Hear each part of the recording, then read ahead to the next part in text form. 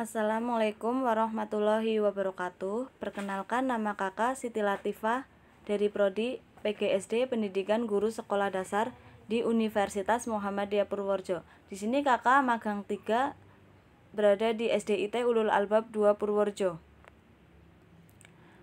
Kakak di sini akan menjelaskan tentang tema 2 pembelajaran 4 sampai 5, selalu berhemat energi.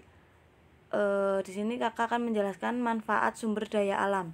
Sumber daya alam merupakan segala sesuatu yang sumbernya berasal dari alam dan dapat dimanfaatkan untuk mencukupi kebutuhan hidup manusia. Manfaat sumber daya alam. Apa sih manfaat dari sumber daya alam itu? Nah, manfaat sumber daya alam adalah sebagai berikut. Yang pertama yaitu sebagai bahan industri dan bahan pembantu industri. Contohnya yaitu susu hasil perahan peternakan sapi. Apakah semua akan diminum secara langsung? Oh, tentu tidak.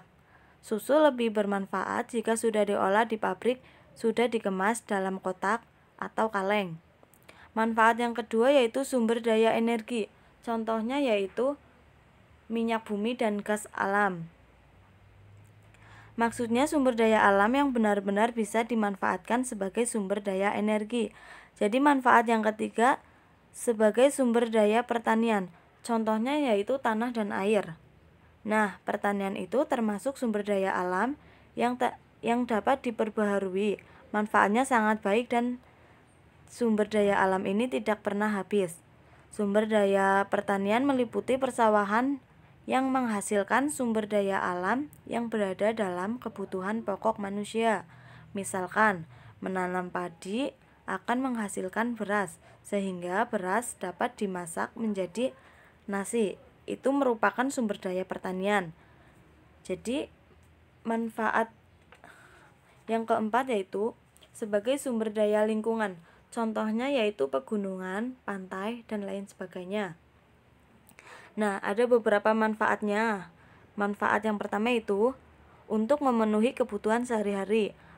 Yang kedua, meningkatkan ekonomi di daerah tertentu. Yang ketiga, sebagai cadangan bahan alam di daerah itu sendiri untuk digunakan sewaktu-waktu. Sumber daya lingkungan ini dapat mendukung pariwisata, panorama pegunungan, pantai, dan laut. Pada pantai memiliki banyak manfaat, yaitu tempat wisata, tambak garam, dan tambak ikan. Manfaat lain pantai yang tidak kalah penting adalah sebagai pelabuhan.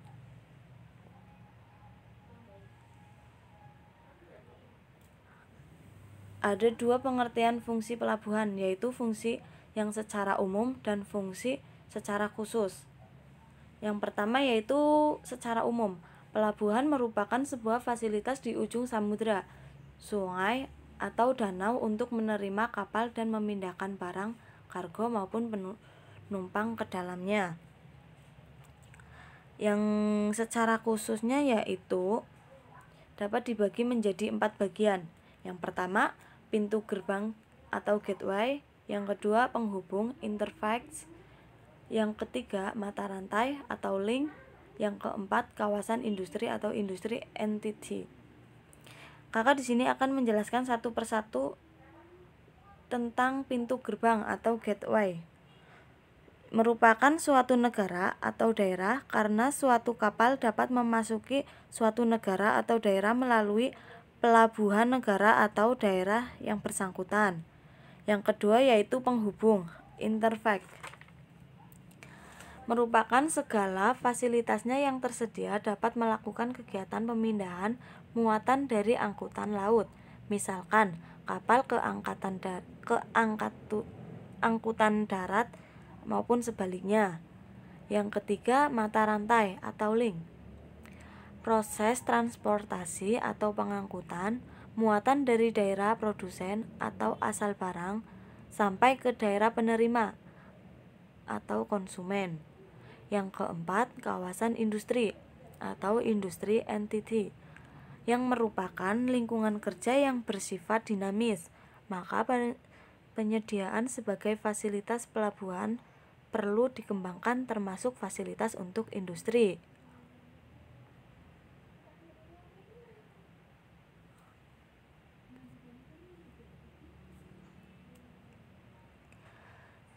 Nah, di sini ada salah satu contohnya adalah Pelabuhan Muncur di Banyuwangi, Jawa Timur. Pelabuhan Muncar merupakan pelabuhan terbesar di Jawa, tempat para nelayan melabuhkan perahu-perahunya dan menjual hasil tangkapannya. Di Indonesia, pelabuhan ini hanya bisa dikalahkan oleh pelabuhan ikan Siapi-api, yaitu di Riau. Jadi pelabuhan Muncar dibangun karena Banyuwangi memiliki potensi ikan yang sangat besar. Selanjutnya yaitu Indonesia memiliki sumber daya alam yang bermanfaat baik untuk kesehatan, bahan pangan, sandang maupun papan. Ada dua manfaat sumber daya alam yaitu yang pertama, pemanfaatan sumber daya alam hayati yang merupakan sumber daya alam yang dapat diperbarui tetapi pelestariannya tergantung pada manusia. Dalam memanfaatkan sumber daya alam hayati, terdapat dua pilihan, yaitu mengambil hasil dengan memikirkan kelestariannya atau mengambil hasil sebanyak mungkin tanpa memikirkan kelestariannya.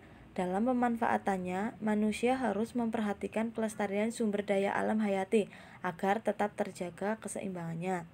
Jadi pemanfaatan yang kedua yaitu pemanfaatan sumber daya alam nabati. Yang pertama itu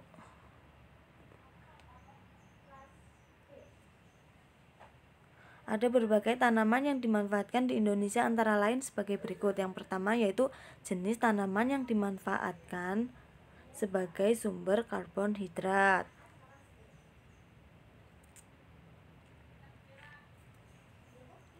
Contohnya yaitu padi, jagung, dan ubi kayu, sedangkan tanaman yang dimanfaatkan sebagai sumber lemak seperti kelapa sawit, kacang tanah itu merupakan contoh dari jenis tanaman yang dimanfaatkan sebagai sumber karbohidrat. Yang kedua yaitu jenis tumbuhan yang dimanfaatkan sebagai sumber sandang. Contohnya yaitu kapas, serat, dan sisal daun serat. Haramnya tanaman yang menghasilkan serat ini juga kita memanfaatkan untuk pembuatan karung goni dan bahan pembungkus lainnya. Jadi jenis selanjutnya yaitu jenis kayu yang dimanfaatkan sebagai sumber papan dan bahan bangunan. Contohnya yaitu kayu jati, rotan, dan bambu. Dan kayu jati bisa dihasilkan untuk membuat kursi, meja, dan lain-lain. Jadi selanjutnya itu jenis tumbuhan yang dimanfaatkan sebagai sumber obat-obatan.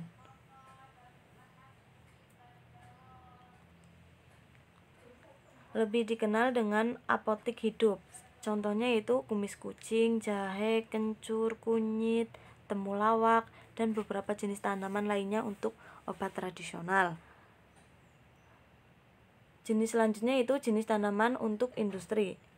Orang membudidayakan beberapa jenis tanaman secara luas dalam berbentuk perkebunan.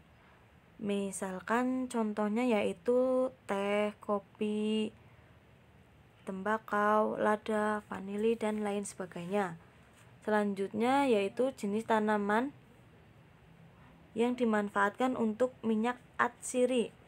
Contohnya yaitu serai, cengkeh, tengkawang, minyak kayu putih, dan kenanga.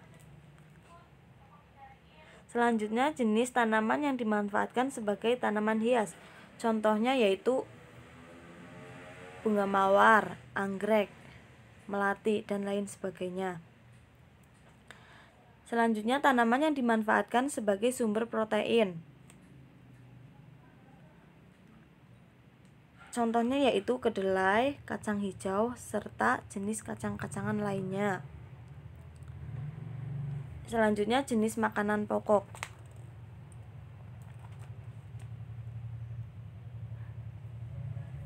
Jenis makanan pokok yaitu contohnya singkong. Nah, jenis singkong merupakan makanan pokok yang merupakan tanaman semusim. Tanaman berumbi dengan umbi memanjang, besar dan kecil. Manfaat dan kegunaan singkong. Singkong sangat mudah dibudidayakan dan terdapat di seluruh Indonesia. Singkong dapat memberikan pendapatan tambahan kepada para petani. Jadi singkong dapat dijual belikan di pasar-pasar, bisa di warung-warung dan di tempat manapun juga ada. Singkong dapat dibuat seperti keripik singkong, getuk, dan banyak juga.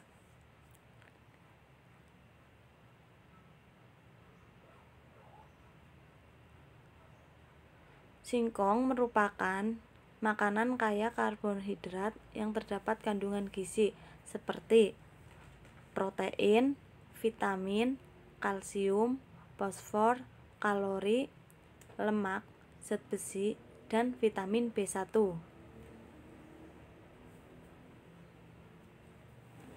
Nah, di sini kakak mempunyai beberapa soal. Soalnya ada 5. Silakan anak-anak bisa memulai mengisi soal-soal tersebut. Selamat mengerjakan.